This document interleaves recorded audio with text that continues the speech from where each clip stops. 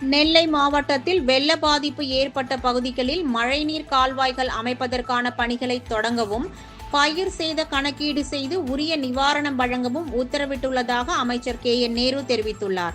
நெல்லை மாவட்டத்தின் பல்வேறு பகுதிகளில் மழை வெள்ளத்தால் பாதிப்படைந்த பகுதிகளை அமைச்சர் KN நேரு ஆய்வு செய்தார்.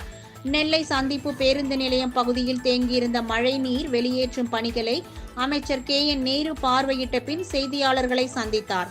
அப்போது வரும் காலங்களில் பாதிப்பு ஏற்படாத வகையில் திட்டங்கள் தயார் செய்யப்பட்டு 5 கோடி ரூபாய் ஒதுக்கீடு செய்து பணிகள் தொடங்கப்பட உள்ளதாக கூறினார்.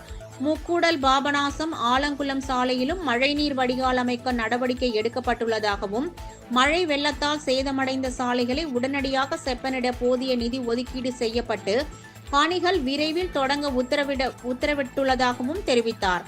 பயிர் பாதிப்பு குறித்து கணக்கெடுப்பு பணி நடைபெற்று வருவதாகவும், முழு தகவல் கிடைக்கப் பெற்றவுடன் நிவாரணம் வழங்கப்படும் என அமைச்சர் KN நேரு கூறினார்.